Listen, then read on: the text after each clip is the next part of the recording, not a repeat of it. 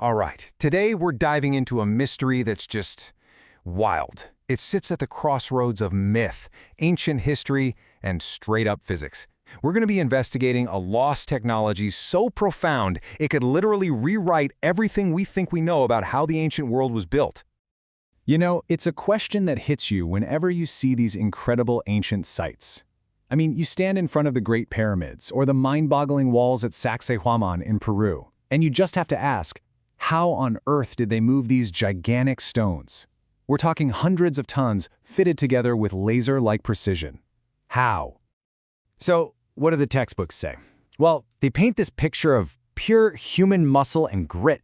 Thousands of workers, using simple tools like levers and ramps, just dragging these unbelievable blocks for miles and miles. And look, that's definitely part of the story, no doubt about it, but does it really explain everything? The sheer scale? The baffling precision? Something feels missing. But what if? What if that's not the whole story?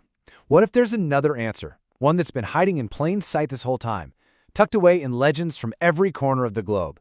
A technology that wasn't about brute force, but about sound and vibration. Let's dig in and see what these stories have to tell us. Okay, so before we can even get to levitating stones, we have to back up a little. We need to get our heads around a really fundamental idea that so many ancient cultures seem to share. For them, sound wasn't just something you heard. Nope, it was the very stuff of creation itself. And what's so amazing is you see this idea pop up all over the world, in cultures that supposedly had no contact. In India, you've got Om, not just a chant, but the cosmic hum that creates everything. For the ancient Sumerians, reality was run by these divine decrees called Mi, which were like a kind of vibrational source code. And then you had the Egyptians and the Judeo-Christian traditions, both sharing this core belief that the world was literally sung or spoken into being. The takeaway here is the same across the board. The universe is vibration, and sound is the user interface. So that leads to a pretty obvious next question, right?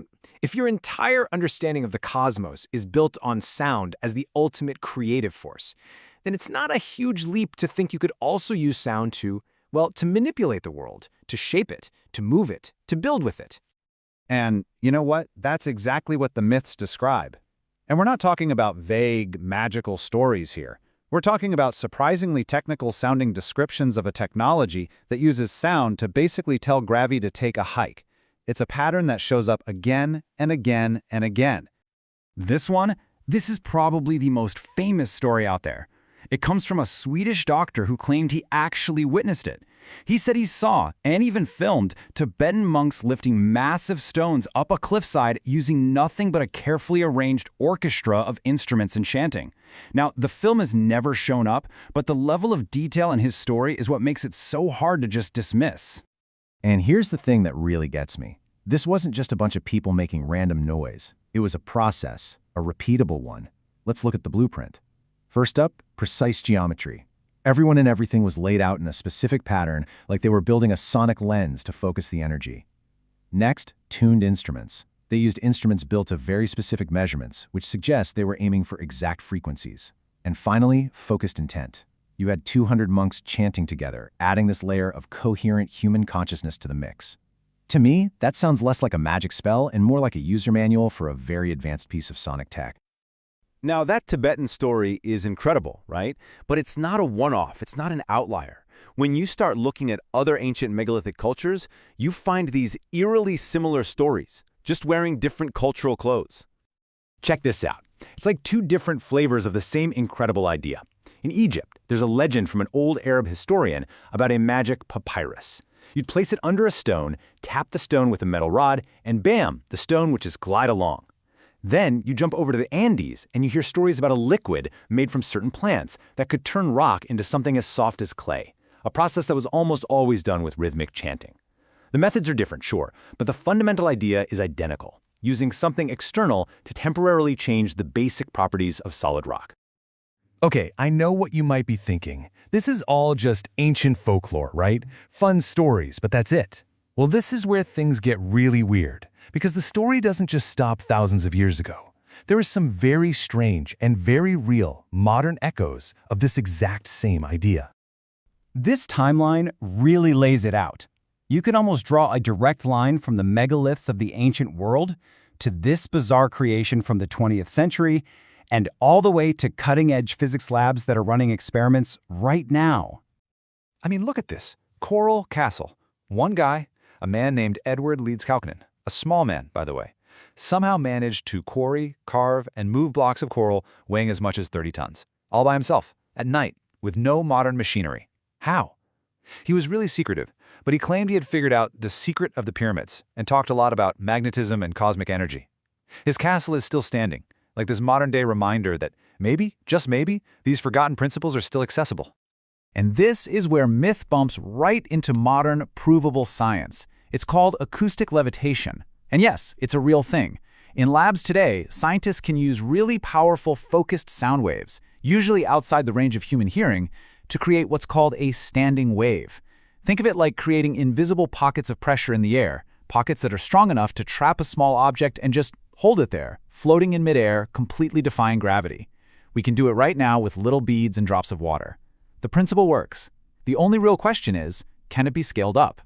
So if we just entertain the idea for a minute, that these legends are describing something real, how in the world could it have worked? What kind of science could actually make a massive block of granite act like it's weightless? Let's run through 4 really interesting possibilities. Okay, theory number 1, resonant microfracturing.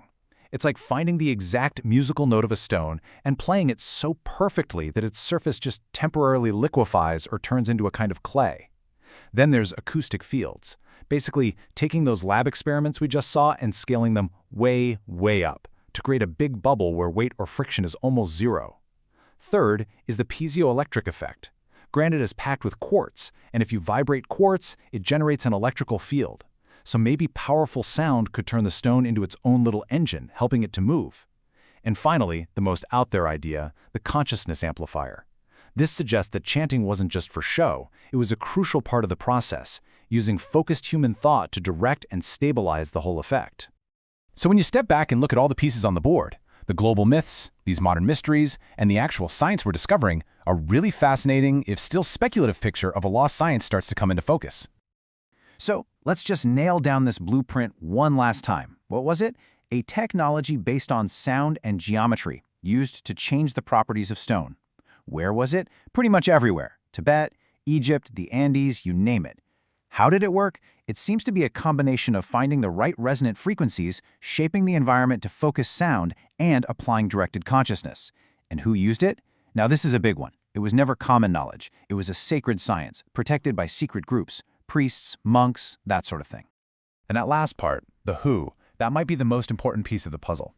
This was not everyday technology. This was a sacred art, and almost every legend that talks about it comes with a massive warning label.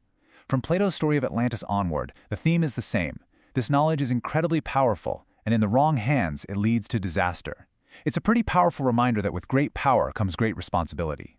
Which leaves us with this one last thought to chew on. Maybe the ancients didn't see the world as a bunch of dead, inert stuff to be pushed around. Maybe they saw the entire universe as a symphony of vibrations, a world of frozen music, just waiting for someone to play the right chord so it can remember how to dance again.